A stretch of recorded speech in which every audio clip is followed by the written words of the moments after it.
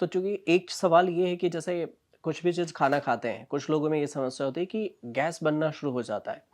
थोड़े से भी खाना खाएँ, वो चाहे फ्रूट्स ही क्यों ना हो या फिर जो जंक फूड हो वो क्यों ना हो, लेकिन उनमें गैस बनने की समस्या शुरू हो जाती है। तो क्या ये अपने आप होता है या फिर एक सिस्टम है जिसको हम खराब कर लेते हैं और धीरे-धीरे ये गैस्ट्रिक का रूप ले लेता है? जो गैस की समस्या है जो बहुत कॉमन है, हमारे हर दूसरे मरीज़ जो हमारे पास आते हैं हमारी ओपीडी में, तो पहली समस्या बताते हैं कि डॉक्टर साहब हमें गैस बड़ी दिक्कत करती है। तो गैस को पहले हमें समझना होगा कि गैस का मतलब क्या है? हर एक मरीज़ के लिए अलग है।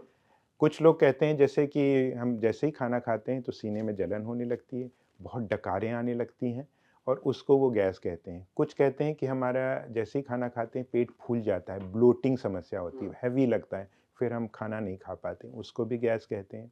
कुछ कहते हैं कि हमें नीचे से गैस बहुत ज़्यादा पास होती है, बहुत दिक्कत होती है, उसको भी गैस कहते हैं और पेट में दर्द भी होता है। तो एज़ अ डॉक्टर हमें ये देखना पड़ता है कि एक्चुअल में गैस वो जो कह रहा है मरीज़ तो उससे वो क्या उसका मतलब क्या है? फिर हम उसके कारण पे आते हैं कि क्यों हो रहा है। तो जो डकार वाली समस्या बार-बार डकार आ रही है और ज़ोर-ज़ोर से डकार आ रही है, इस तरह की कई मरीज़ आते हैं कि कुछ भी खाया उसके बाद बहुत ज़ोर-ज़ोर से डकार आ रही है। उसमें काफ़ी हद तक एंग्ज़ायटी का भी असर है, जो हमने बताया कि स्ट्रेस है। तो क्या होता है कि ये जो स्ट्रेस वाले मरीज़ हैं, जिनको बहुत स्ट्रेस है लाइफ में, जॉब का स्ट्रेस, जल्दी ऑफ़िस पहुँचने का स्ट्रेस, पैसे कमाने का स्ट्रेस, उन सब से क्या होता है इनकी जो एंग्ज़ायटी होती है तो वो एयर को स्वैलो करते हैं और वो ज उनको महसूस नहीं होता, बार-बार एयर को स्वैलो करते हैं, फिर वही बार-बार डकार के रूप में आती है। खाने के साथ भी वो ज़्यादा एयर स्वैलो कर लेते हैं, ठीक से च्यू करके नहीं खाते हैं, तो वो सब बार-बार उस उनको जो डकार आती है, उसको वो गैस बताते हैं। तो एंग्ज़ायटी कम करना ज़रूरी है। दूसरी बात है, कुछ फूड्स ऐसे होते हैं जो गैस ज़्यादा बनाते हैं, तो उनको हम एक कैटेगरी में कहते हैं फॉडमैप फूड।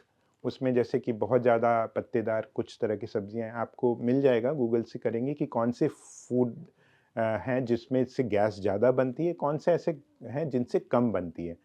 तो जिनको फूड रिलेटेड है गैस, यानी खाने-पीने से इस तरह से ज़्यादा गैस बन रही है, तो हम उनको लो फॉडमैप डाइट की एडवाइस करते हैं। उनको बता देते हैं कि आप ये खाएँ, ज़्यादा खाएँ और ये कम खाएँ। तो वो उस तरह के फूड होते हैं, जैसे बहुत ज़्यादा छिलके वाली चीज़ें या प्याज़ और इस तरह की कई चीज़ें हैं, जो कि आपको मिल जाएगा। तो उससे फूड रिलेटेड होता है। तीसरा गैस का कारण होता है हमारे जो इंटेस्टाइन में बैक्टीरिया होते हैं।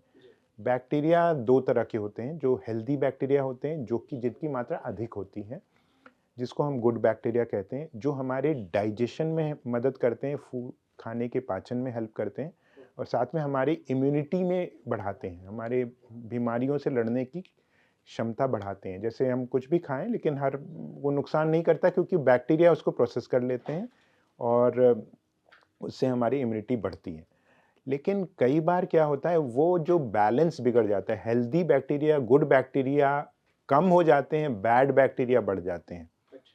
तो बैड बैक्टीरिया की पहचान यही है कि वो ज़्यादा गैस बनाते हैं, पेट फूल जाता है, ब्लोटिंग होने लगती है। तो वो कैसे होता है ये कई ब जो हम लोग अक्सर अभी जैसे आपने सुना कि एंटीबायोटिक्स हम लोग गलत प्रयोग करते हैं, अक्सर खा लेते हैं, उनसे भी बैड बैक्टीरिया बढ़ जाते हैं। हेल्दी बैक्टीरिया कम हो जाते हैं, बैड वाले बढ़ जाते हैं, रेजिस्टेंस बढ़ जाते हैं, वो है। दूसरी बात है जो हम जंक फूड, स्ट्रीट फूड जो इधर-उधर का लेते रहते हैं, उससे बैक्टीरिया बढ़ जाते हैं। हुँ, तो ये सारे कारण हैं, स्ट्रेस से भी बैक्टीरिया बढ़ जाते हैं। तो ये सारे कारण हैं, हुँ। जिससे हमारी गैस की समस्या काफ़ी बढ़ रही है। और फिर वो हमें अलग-अलग प्रकार से हमारे लाइफ को हुँ। इम्पैक्ट करती है। किसी को गैस ऊपर से ज़्यादा दिक्कत हो रही है, किसी का पेट फूल रहा है, नीचे से पास हो रही है। तो ये सारी समस्या जो गैस का मूल कारण है, तो एंग्ज़ायटी भी है, फूड भी है और बैड बैक्टीरिया भी है, ये सारा मिला के इसका कारण है।